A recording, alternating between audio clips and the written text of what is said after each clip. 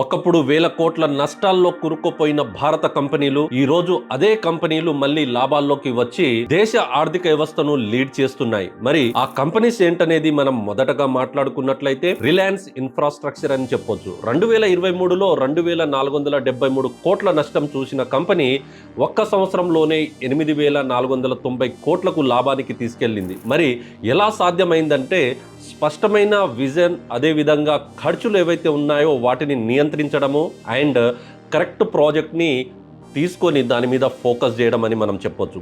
అదేవిధంగా దాని తర్వాత రిలయన్స్ పవర్ చూసుకున్నట్లయితే 2244 కోట్ల నష్టం చూసి మళ్ళీ 2947 కోట్ల లాభం వరకు తీసుకెళ్లిందంటే ఇక్కడ రిలయన్స్ పవర్ ఎలక్ట్రిసిటీ మాత్రమే కాకుండా ఎనర్జీ ఫ్యూచర్ అని చూపించడం జరిగింది. అలాగే యూపీఎల్ మరియు నాగార్జున ఫెర్టిలైజర్ ఏదైతే ఉందో వీళ్ళు కొత్త ఉత్పత్తులు చేయడము అండ్ గ్లోబల్ మార్కెట్లు ఏవైతే ఉన్నాయో వాటిని తీసుకొని వాటి మీద కృషి చేయడము అండ్ టెక్నాలజీని ఉపయోగించి మళ్ళీ లాభాల్లోకి వచ్చేలా చేయడం అనేది కాన్సెప్ట్. అయితే ఎస్ఆర్ షిప్పింగ్ మరియు పీసీ జ్యువెలరీ కూడా భారీ నష్టాల్లో నుంచి బయటపడి మళ్ళీ ఈరోజు బలంగా నిలబడిందంటే ఆలోచించాలి. మరి ఇదంతా నేను ఎందుకు చెప్తున్నాననే ఆలోచన మీలో ఉండొచ్చు, కానీ ఈరోజు ఈ కంపెనీలు ఏదైతే ఉందో మనకు ఒక పెద్ద పాఠం చెప్తున్నాయని మనం గుర్తించుకోవాలి. నష్టం అనేది అంతం కాదు అని గుర్తించాలి, అది కొత్త ఆరంభం అని మనము భావించాలి కూడా. జీవితంలో, బిజినెస్లో ఎప్పుడైనా సరే కెరియర్లో మనకు సెట్ బ్యాక్స్ వచ్చినా